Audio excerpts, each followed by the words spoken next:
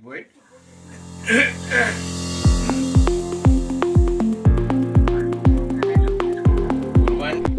বিশিষ্ট সাহিত্যিক চিত্ৰশিল্পী যুদ্ধবীৰ ৰাণালৈ নেপালী ভাষাত সাহিত্য একাডেমী বঁটা প্ৰদান কৰা হৈছে। বুধবাৰে বিয়লি সাহিত্য একাডেমীয়ে ফোন কৰি ৰাণাক এই বিষয়ে অৱগত কৰিছে বুলি জানিবলৈ দিয়ে। নেপালী লোক সাহিত্য আৰু লোক সংস্কৃতি শীৰ্ষক গ্ৰন্থখনৰ বাবে এই বঁটা প্ৰদান কৰা হৈছে। এই বঁটা লাভ কৰি সন্তুষ্টি প্ৰকাশ কৰি ৰাণাই কয় যে জীৱনত কেতিয়াও বঁটা আৰু বাহনৰ বাবে কাম কৰা নাই, সাহিত্য সাধনা আৰু বঁটাৰ বাবে কাম কৰা নাই। সমাজৰ বাবে সদায় লিখি গৈছো, সমাজৰ মানৱজাতিৰ কিবা নহয় কিবা এটা ভাল হওক বুলিয়ে লিখি গৈছো।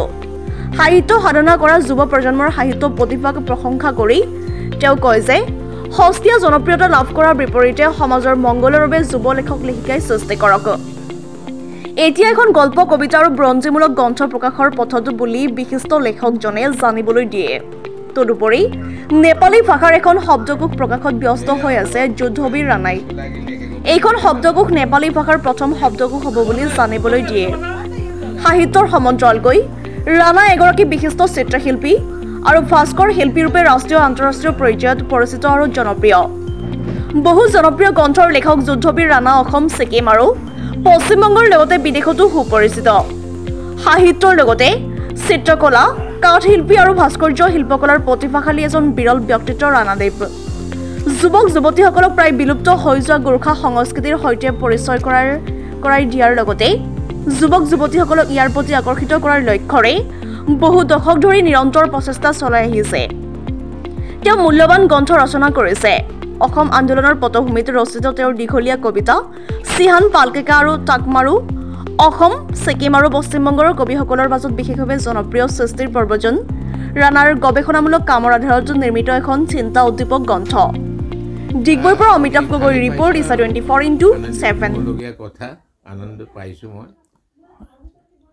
আৰু বহু বছৰৰ পৰা আপুনি যিহেতু সাহিত্য তথা নেপালী সংস্কৃতিৰ ওপৰত অৱদান আগবঢ়াই আছে, বিভিন্ন ঠাইতো আপোনাক পুৰস্কৃতও কৰিছে বা সন্মানো পাইছে। এই সন্মানটোৱে আপোনাক কেনেধৰণে আৰু আগুৱাই নিয়াত সহায় কৰিব? আগত মই 10টা পুৰস্কাৰ পাইছোঁ। মোৰ মানে মাত্ৰ সাহিত্য নহয়, সংস্কৃতি আৰু মোৰ কলা, চিত্ৰকাৰী আৰু কাষ্ঠশিল্পত মোৰ হেৰি আছে, কাষ্ঠশিল্প, তাৰপিছত ভাস্কৰ্য শিল্পও মোৰ আছে। এইবোৰ চব কাম কৰি গৈ আছোঁ। শেষত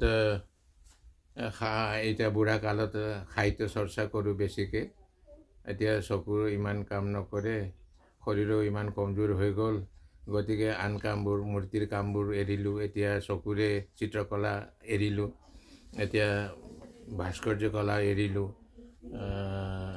এতিয়া সাহিত্য চৰ্চা যিমান পাৰিছোঁ কৰিছোঁ আৰু কৰি গৈ আছোঁ। যেতিয়ালৈকে মই পাৰিম তেতিয়ালৈকে কৰি যাম, গৈ আছোঁ।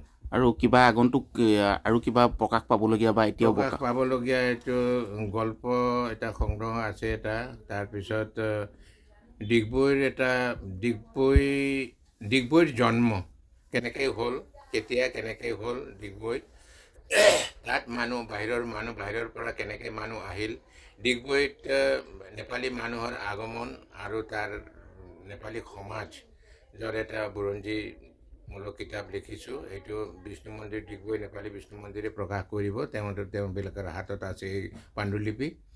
আৰু এটা কবিতা সংগ্ৰহ আছে, সেইটোও আছে। তাৰপিছত গীত সংগ্ৰহ আছে, 3-4টা। আৰু dictionary, Nepali to Nepali dictionary আজিলৈকে হোৱা নাই। সেই কিতাপখন সম্পাদন কৰি শেষ কৰি থৈ আছোঁ। এতিয়া গোৰ্খা ডেভেলপমেণ্ট কাউন্সিলে ছপাই দিম বুলি কৈছে। যদি ইহঁতি নোৱাৰে, আকৌ নেপালী সাহিত্য সভাই ছপাই দিম বুলি এইমাত্ৰ খবৰ পালোঁ মই। তেনেকৈ চলি আছে। আৰু আগন্তুক দিনত আপোনাৰ যি প্ৰকাশ হ'বলগীয়া গ্ৰন্থ, এই গ্ৰন্থখিনিয়ে যথেষ্টখিনি অনুপ্ৰেৰণা কৰিব বা বিভিন্নজনৰ ওচৰত আপোনাৰ এই গ্ৰন্থখিনিয়ে বহুখিনি কথা লাভ কৰিব পাৰিব। এতিয়া যি এই বঁটা পায়, নৱপ্ৰজন্মক আপুনি কিবা জনাব নেকি, আহ্বান জনাব নেকি? নৱপ্ৰজন্মক জনাবলৈ কিনো আছে, কাম কৰি গ'লে যিকোনো কাম, বা এটা গছ পুলি ৰুলে, এটা ফলৰ গছ ৰুলে বা গছ পুলি ৰুলে, এদিন ফুলিবই, এদিন ফল তাক দিবই।